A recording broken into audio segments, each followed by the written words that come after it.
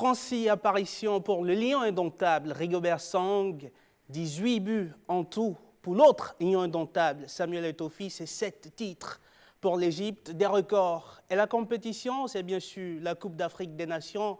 Amis téléspectateurs et téléspectatrices, bonsoir et bienvenue dans votre magazine En route pour la CAN. Au sommaire de cette édition, nous parlerons bien sûr du groupe F, vu à la loupe par la rédaction sportive de l'ORTB, mais aussi par la rue.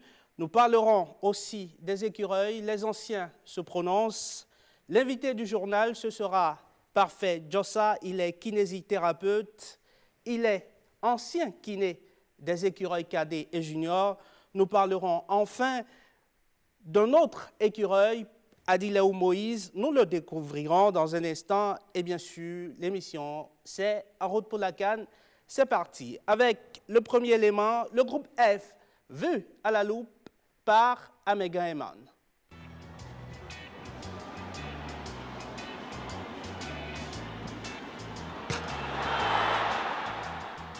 Le Bénin entre en compétition le 25 juin avec en face de lui le Ghana.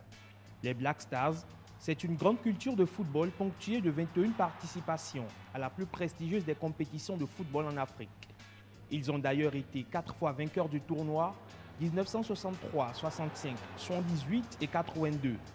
Le pays reste détenteur du record du nombre de finales jouées, 8 au total, dont la dernière en date reste l'échec en 2015 devant la Côte d'Ivoire. Si le pays traverse une période de disette qui dure depuis 37 ans, il n'en demeure pas moins qu'il est cité à chaque fois parmi les favoris de l'épreuve. L'on reconnaît tout de même que les Étoiles Noires traversent une période de moins bien avec une qualification laborieuse à la compétition, une génération vieillissante et un effectif en reconstruction, le tout moulé dans une ambiance qui est peut-être polluée avec l'affaire du brassard de capitaine qui a vu Diana Samoa annoncer sa retraite et revenir sur sa décision après une intervention du chef de l'État, Nana Akufo-Addo. On s'imagine bien que les écureuils peuvent se présenter comme un poil à gratter en tentant de bousculer la hiérarchie, tant les certitudes ont déserté un football moderne devenu une remise en question perpétuelle. Et on comprend mieux le fait qu'il ait demandé le ballon dans les pieds plutôt que l'espace. Tu vois, il est bon de ballon avec Boubacar. Oh là là,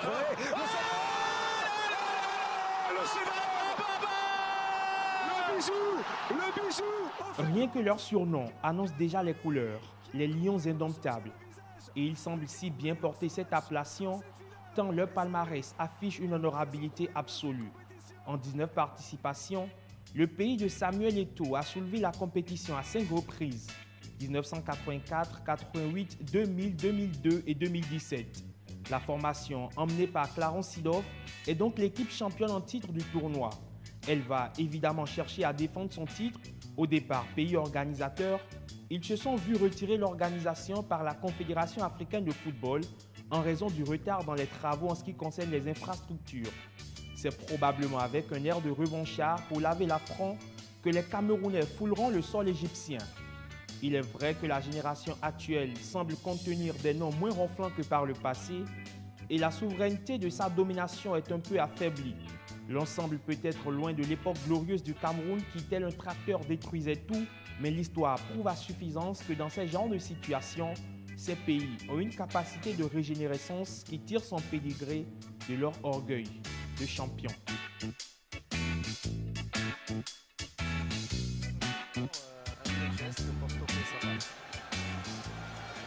NG qui va centrer pied droit, le ballon renvoyé par Roary de la tête, remis côté camerounais.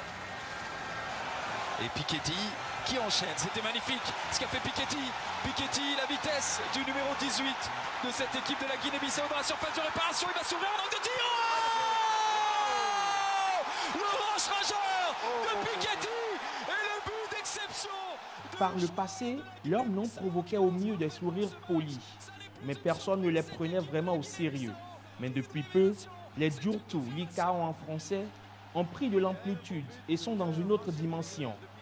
Après leur toute première participation à la CAN en 2017, les Bissau-Guinéens ont récidivé en se qualifiant pour une deuxième CAN de suite. En 2017, ils avaient fini 4e du groupe A avec 1 point, 2 buts marqués et 4 encaissés.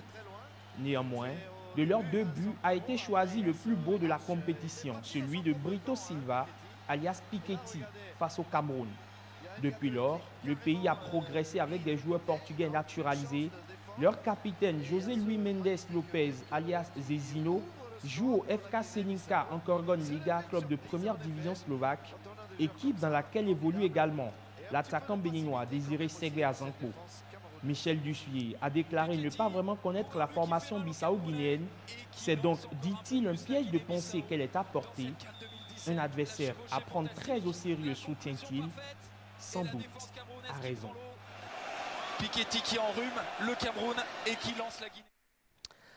L'ogre camerounais et le Ghana, avec ses étoiles noires de brillance et la grande inconnue, la Guinée-Bissau, le moins qu'on puisse dire, c'est que le Bénin s'en va pêcher en eau trouble en Égypte. À quelle pyramide seront-ils mangés? Réponse avec l'homme de la rue à Cotonou qui affiche pleine confiance. 24 équipes africaines en lice, mais une seule repartira avec le trophée de la Coupe d'Afrique des Nations CAN 2019. Le Bénin y sera et pour les matchs de poule, il joue le Ghana, le Cameroun et la Guinée-Bissau. Ici, au stade général Mathieu Kérékou, sur toutes les lèvres, la poule F est facile à jouer. Bien sûr que la poule F est jouable, puisque nous avons des joueurs jeunes, talentueux, qui ont fait quand même beaucoup de preuves et qui ont joué à l'extérieur tout le temps et donc qui nous ont montré ici qu'ils sont capables de grandes choses. Donc la poule F est vraiment jouable. Il y a 2 équipes qui ont une équipe d'expérience dans le groupe. Bon, on ne va pas trop jouer sur ça. L'équipe la poule est prenable quand même. Je pense que le groupe dans lequel le Bénin est logé pour la CAN est effectivement jouable. Depuis un bon moment, on sait que l'équipe du Ghana déconne. Il n'y a pas la sérénité autour de cette équipe. Il y a encore une affaire sur le capitanat, on sait tout ça là, que c'est une équipe jouable.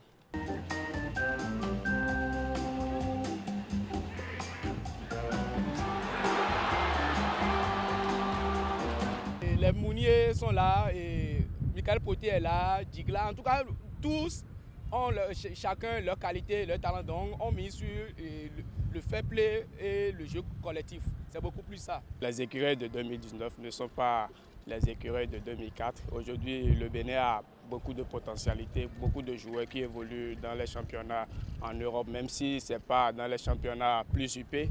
On a quand même des joueurs qui évoluent au haut niveau. Donc le Bénin a tous les atouts. Moi, je compte pratiquement sur tous les 23 joueurs convoqués par le sélectionneur Michel Dussuyer. Les 20 mètres, ils sont très dangereux. Et c'est ce qu'on vient de voir tout à l'heure. Avec Jodel Dossou, Stéphane Sessegnon, à qui... là, le joli geste de Stéphane Sessegnon qui va centrer au pas de pénalty. Le Bénin peut battre toute équipe, hein. Surtout le Ghana, que c'est difficile que le Ghana est sorti pour la CAN. Le Ghana est sorti par la petite porte à la CAN. Difficilement il est sorti. Donc le Ghana est plus prenable, même plus que le Guinée-Bissau, selon moi. On a déjà battu le Ghana ici une fois avec les grands joueurs comme Essien. Donc pourquoi pas aujourd'hui encore? On fera quand même encore assez de prouesses, il n'y a pas de souci. Avec bien sûr la l'ouverture du score, signé David Digla. Avec bien sûr.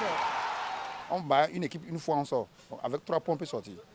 La défense c'est le million en a maintenant. On peut jouer sur ça pour contrer les adversaires. Du moment où le Bénin a pu battre l'Algérie, tout est possible à mon avis. Le Bénin entre en compétition face au Ghana le 25 juin prochain à 21h, heure de Cotonou. Pour ce premier match, les écureuils devront faire appel à leurs meilleurs atouts, le collectif et l'état d'esprit d'un gagnant à l'absence du capitaine Stéphane Sessegnon sous le coup d'une sanction disciplinaire de la CAF. Un élément signé Patrick Adjagbodjou qui nous rappelle l'échéance, 25 juin prochain, pour l'entrée en lice des écureuils face au Ghana. Les écureuils, il y en a des anciens aussi. Singbo, Félicien et Damien Chrysostome se prononcent par rapport à cette campagne qu'entament le 25 juin prochain les écureuils.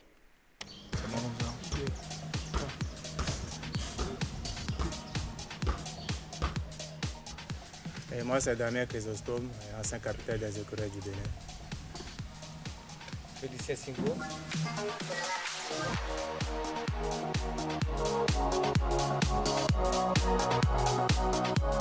C'est une fierté nationale parce qu'on l'a attendu depuis fort longtemps. Et on avait un dynamisme dans le temps et qu'on pensait faire 3 CAN de suite. Mais malheureusement, suite à certains événements, la génération qu'on avait n'a pas pu le faire. Cette génération actuelle l'a fait les bras hauts. On ne peut qu'être fier de ça. Ça fait plaisir que la génération de maintenant a pris la relève parce qu'on a déjà fait le plus dur à qualifier le Bénin pour une première, une deuxième, une troisième. Et c'est normal qu'ils prennent la relève et ça se fait bien. Et voilà. Il faut qu'après commettre néanmoins les mêmes erreurs que nous avions commises dans le temps. Parce que c'est une compétition, à part la fierté nationale quand vous allez là-bas, ça passe très vite. C'est quelque chose, c'est une compétition qui passe très vite. Donc au départ, il faut être dans la compétition avant même la compétition. Parce que nous, dans notre temps, il y avait aussi beaucoup de naïveté. Et je pense que l'émotion a pris le dessus sur nous. Donc si déjà aujourd'hui, à part Stéphane, Khaled ou les potés qui ont déjà participé à une CAN, ils peuvent responsabiliser les jeunes d'aujourd'hui, de se mettre dedans comme c'est leur boulot de tous les jours. Parce que vous découvrez en même temps, il y a toutes les nations qui sont rassemblées, le paysage est joli, il y a les séances d'entraînement qui sont rapprochées. Donc si vous n'avez pas cette habitude, et nous dans le temps même avant la CAN, on parlait encore des primes, si je m'abuse. On ne savait même pas encore les maillots qu'on allait porter. Donc on était un peu dispersés. Et tout ça a joué sur nous sur le premier match. Bon, en tant qu'Ernest, qu'est-ce que je vais dire? Qu'il mette de l'émotion du côté. Et je pense aujourd'hui que l'ossature qui est là, elle est plus ou moins expérimentée. Parce que bon, aujourd'hui, la plupart sont des footballeurs professionnels. Donc ils savent quoi faire. Le Bénin peut gagner tout le monde. Le Bénin peut même aller en finale. C'est dans la tête ça se passe. Je me rappelle ici, on devait aller à une CAN, Coupe du Monde, Coupe d'Afrique jumelée. Qu'on avait le Grand Ghana ici. On les a tapés, on est allé à la CAN. Le Bénin l'a fait dernièrement. Il nous manquait 2 points. Il nous manquait 2 points pour la Coupe du Monde. On était sorti deuxième, on a participé à la CAN. Personne ne nous attendait, on a gagné le Ghana ici. Et le football, ça se joue à 11. C'est celui qui a plus envie aujourd'hui qui gagne. Parce que si n'oublions pas, à part que le Ghana, avec tout le respect qu'on a pour le Ghana, avec tout le respect qu'on a pour le Cameroun champion d'Afrique en titre, et après ça se joue à 11 contre 11. C'est celui qui a plus la grinta, celui qui a plus envie de gagner. On peut les accrocher et sans faire un faux pas. Donc ce qui est là maintenant, pour que le Bénin ait ses chances, c'est de gagner un des deux, que ce soit le Ghana ou le Cameroun. Et puis je pense que ça peut se faire, quoi. On a des gardiens qui sont expérimentés, qui font bien leur boulot. Et quand on prend la défense aussi, on a Khaled qui a l'expérience, tout ça. Et même la même chose qu'au milieu du terrain. Il y a Mounier qui est là, qui peut faire le job. Il y a Poté qui est là. Et quand on voit le Ghana aujourd'hui, excusez-moi, c'est comme les gens le disent souvent, c'est pas comme le Ghana d'hier. On a affronté les Apia ici et on sait qu'il y a Apia, les siens et tout ça. Et quand on prend, par exemple, quand vous prenez le Ghana aujourd'hui, même le capitaine n'est plus titulaire à Fenerbahçe. Ayou, il ne joue pas autant. Vous voyez, Adjian, c'est quelqu'un aussi qui n'est pas bien dans la tête parce qu'il a même refusé la sélection parce qu'on ne lui a pas donné le brassard. Donc vous voyez un peu, c'est des atouts que nous, on peut exploiter. Ouais, donc tout est jouable. Donc aujourd'hui, Michel, dans tous les rapports qu'il a dit, et ou bien dans toutes les interviews qu'il a eu à faire, il disait que d'aller que déjà de gagner un match. Je suis bien d'accord avec lui, mais ce qu'on a comme ossature aujourd'hui, on peut faire plus. Même si on a le Ghana et le Cameroun dans la poule, si vous prenez les joueurs individuellement ou collectivement, là où on fait un peu défaut, et je pense que c'est au milieu du terrain, au niveau de latéral droit. Donc il a eu le temps d'analyser tout ça sur les 3 ou 4 matchs qu'il a fait avec la sélection et de savoir là où il peut jouer plus. Donc je pense que Michel, c'est un bon technicien. On peut lui faire confiance. Mais seulement pas pour, même pas pour gagner un seul match, mais pour aller au deuxième tour. Il y aura beaucoup de recruteurs. Il y a pas mal d'eux qu'on connaît déjà. Donc ils attendent des confirmations comme la CAN pour pouvoir les recruter. Donc ils ont tout intérêt à se montrer plus. Bon, je pense que rien n'est acquis. Il ne faut pas quand ils sont à la CAN, ils pensent que c'est fini, on est déjà à la CAN. Non, c'est pas ça.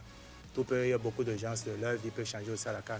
Bon, je prends les gens comme Jordel Dossou qui sont promoteurs, qui sont allés se cacher en deuxième division juste à FC Vaduz. Je pense qu'il a plus de niveau que ça. Donc c'est un exemple, il n'a qu'à saisir sa chance. Il participe à la CAN, qui est une grande vitrine aujourd'hui pour lui. Donc il peut saisir cette opportunité.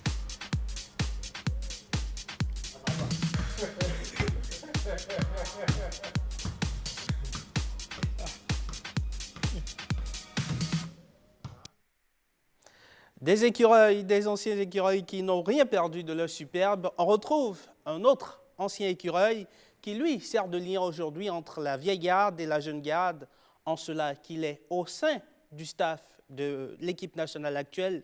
Moussa Latondi, Aïfran, raconte l'intérieur de la vie des écureuils. Moussa Latondi, vous étiez l'unique buteur de la Coupe d'Afrique des Nations, Tunis 2004 du Bénin. Rappelez-nous ces souvenirs. Ouais, il y a longtemps quand même, hein. Depuis 2004. Oui, le but était arrivé comme ça et puis je l'ai marqué sur l'entrée de touche de mon latéral en ce moment-là. Donc en ce moment-là, on n'a plus rien à perdre et puis voilà, le but est arrivé et je l'ai marqué. Je pense que c'était quelque chose de très bon pour nous en ce moment-là. Et de venir participer en ce moment-là à la CAN et sans marquer un seul but. Et puis voilà, donc c'était arrivé au bon moment et puis voilà, le but était rentré. Moussa Latondi, aujourd'hui vous êtes sélectionneur adjoint des écureuils. Vous êtes dans le staff avec Michel Duffier. Quelles sont vos relations avec les joueurs? Oh, très bien, très bien. Ça se passe super bien avec les joueurs. Puisque je connais comment ça se passe, et j'étais aussi, donc je connais comment ils pensent. Et puis voilà, la préparation ici, ça se passe super bien. Et puis avec le groupe qu'on a aujourd'hui, je pense qu'on peut aller un peu loin dans la CAN là. Et voilà, je pense que ça se passe bien avec les joueurs ici. Moussa Latondi, vous connaissez la CAN, vous l'aviez vécu en 2004 surtout. Ouais. Vous étiez accompagnateur de l'équipe en 2008. Moussa Latondi, en voyant notre effectif, est-ce qu'on peut garder espoir, surtout que dans notre groupe, il y a le Cameroun, équipe championne en titre, et l'équipe du Ghana? Oui, je pense qu'aujourd'hui, il y a beaucoup de choses qui ont changé. Dès qu'autour de l'équipe, s'il y a du sérieux, vous le voyez aussi sur le terrain. Aujourd'hui, il y a beaucoup de choses qui ont changé. Et le Ghana, le Cameroun et puis la Guinée, c'est des équipes comme nous. On les respecte beaucoup.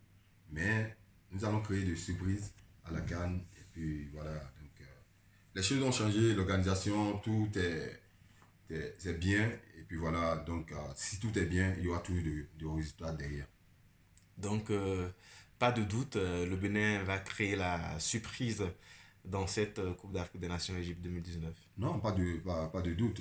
C'est en voyant l'équipe s'entraîner, en voyant l'effectif qu'on a aujourd'hui, je pense que les joueurs ils sont conscients, et ils sont sérieux, et ils sont ensemble. Et donc là où il y a l'union, je pense que c'est quelque chose de bon qui sort dedans, quoi. Vous voyez, donc pour moi, la surprise, c'est garanti.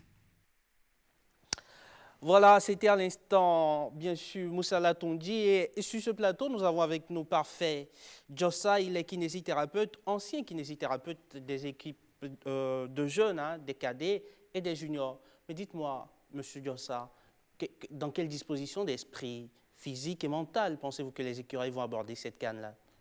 Je pense, merci bien, monsieur le journaliste. Je pense que les écureuils vont aborder le premier match avec un moral fort sur les conditions sanitaires. Je pense que les collègues qui sont avec l'équipe nationale, il y a 2 kinés et puis un médecin, que les préparations sur le plan sanitaire ont été respectées. Et puis sur le plan physique, je pense que les conditions sont réunies pour que les écureuils passent un bon match, le premier match contre le Ghana. Nous avons rencontré, enfin nous nous sommes entretenus avec l'ostéopathe de l'équipe nationale de football aussi. Quel rapport existe-t-il entre l'ostéopathie et la kinésithérapie? Des rapports incestueux sans doute? Oui, la kinésithérapie et l'ostéopathie sont 2 disciplines complémentaires. L'ostéopathe travaille beaucoup plus sur les manipulations des os et des articulations, alors que la kinésithérapie est beaucoup plus globale. Ce n'est pas aussi spécifique que ça, mais on est beaucoup plus complémentaires et puis les 2 disciplines vont de pair quand même. En tout cas, on va y revenir dans un instant. Le temps pour nous de découvrir un écureuil. Écureuil, qui es-tu? Moïse Adileou, présente-nous ce que tu es. Je m'appelle Moïse Adileou, je suis défenseur central, j'ai 23 ans. Je joue en D1 grec à à Levadiakos et j'effectue ma 3e saison en Grèce. Et je suis en sélection depuis 2 ans. J'ai fait toutes les campagnes avec la sélection béninoise. Et voilà, je suis aujourd'hui au Bénin pour représenter mon pays en Égypte.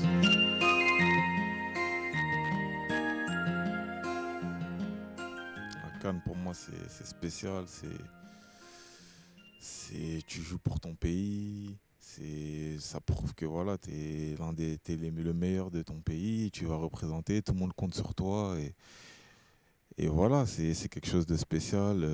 Déjà fier d'être africain et en plus pouvoir représenter de son pays. Donc c'est une fierté énorme.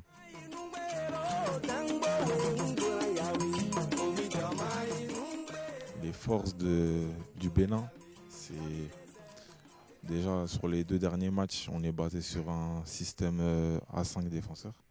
Donc je pense que notre force c'est de très bien défendre d'abord. Et ensuite voilà, si on peut marquer les occasions qu'on a pour être solide le restant du match, ce serait très bien.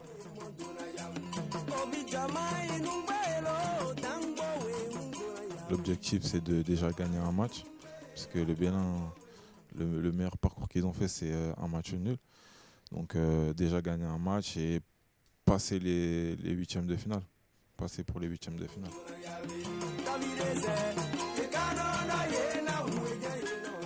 Alors l'édition de la CAN qui m'a le plus marqué, je me rappelle plus c'était en quelle année, mais c'est quand la Côte d'Ivoire a gagné c'était en 2015, voilà. Ouais, ça m'a marqué. Kopa Barry qui était beaucoup critiqué et qui sauve son pays en marquant le but de la victoire avec beaucoup d'arrêts. Et ça m'a marqué. Cette édition-là m'a marqué.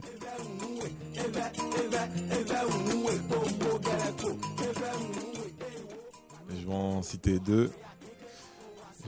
deux. Cécile Almeida et Olivier Verdon. Plein d'énergie, toujours là à blaguer.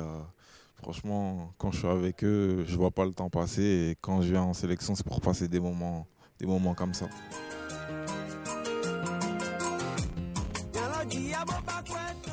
Le plus gourmand. Alors là, je dirais Jodel Dossou. Ah bon, le plus gourmand, manger. Verdon, il a dit ça. Vous voyez, quand je vous dis que Verdon, c'est un blagueur, parce que lui et moi, on aime bien se blaguer. Non, mais je pense que le plus gourmand, c'est Jodel. Il est très rapide sur le terrain, comme quand il faut aller manger. Mais c'est mon gars aussi. Je passe un bonjour, un coucou.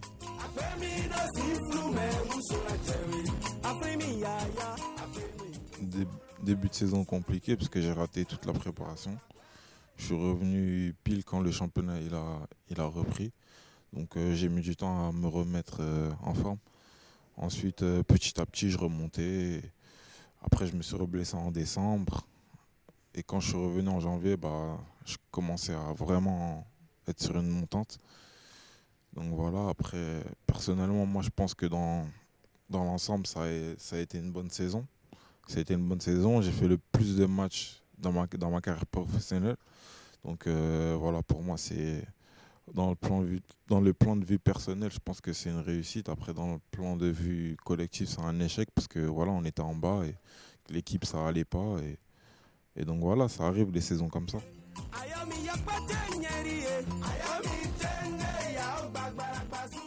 Écoutez, pour le mercato, moi, mon objectif, c'est de partir, d'aller voir autre chose, de monter un palier.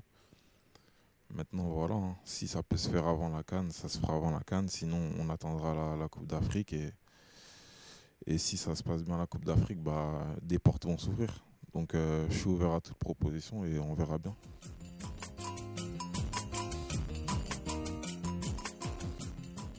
Écoutez, merci pour le soutien. Merci pour le soutien. On va tout donner à la CAN. On va essayer de représenter au mieux notre pays. Continuez à nous soutenir comme vous l'avez toujours fait. Et voilà, on donnera tout pour le pays. Parfait, Joseph, vous le connaissez bien, Moïse Adiléo. Vous l'avez eu entre vos mains chez les juniors. Absolument. Il avait commencé la première sélection en 2014. Il a voyagé avec nous au Congo. Malheureusement, il n'a pas beaucoup joué. Je suis content maintenant qu'il revienne en force. De le retrouver en élite, chez les seniors. Oui. Patrick Ayadji, nous allons le retrouver à l'instant pour nous plonger dans la fièvre de la CAN. Aujourd'hui, il nous dit que les écureuils doivent beaucoup au centre de formation. Nous avons beaucoup de pensionnaires des centres de formation du Bénin qui font déjà l'ossature de 11 nationales. Des décennies de terreautage et d'arrosage, et voici enfin la promesse d'une moisson agréable. Sur les 23 protégés de Michel Dussuyer, 8 ont appris l'ABC du football par le biais des initiatives de centres de formation implantés au pays des écureuils. Nous pouvons citer, en l'occurrence, je commence par mon centre de formation Dimension Foot, dont Barazé, qui est un ancien pensionnaire de Dimension Foot. Nous avons David Gigla, un ancien pensionnaire de l'Union sportive de la plage, devenu 11 créateurs. Vous avez Maman Sebou, qui est Sifas, et le gardien Alagwe Saturnin, qui est de Taneka, le troisième gardien, qui est aussi de Taneka, Shérif Kako. Vous avez des joueurs aussi comme David Kiki, qui sont de Akpo Misrete, et Bénin Foot, France Bénin Foot. Donc ces projets-là, ces petits. Anan, qui vient aussi du centre de formation.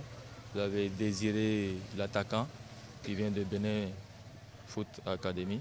Plus qu'une percée, cette progression des cadres aménagés pour la formation à la base ici au Bénin honore et encourage. Je dirais même que cette liste, nous en tant que encadreurs des centres de formation, nous réjouit parce que sur la liste déjà des 11 entrants qui ont déjà joué le dernier match qualificatif contre le Togo ici, nous avons 5 titulaires qui sont partis des centres de formation du Bénin.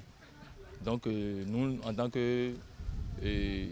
qu'encadreurs des centres de formation, ça nous réjouit déjà de savoir que la base et l'ossature aujourd'hui de l'équipe nationale des écureuils est partie des centres de formation. Une bataille de gaillets ou presque, mais pas encore la guerre. Les responsables des centres de formation et ceux du football béninois ont rendez-vous avec l'histoire pour assainir et déparasiter un milieu pourtant à même de favoriser l'éclosion du sport roi dans l'ancien Dahomey.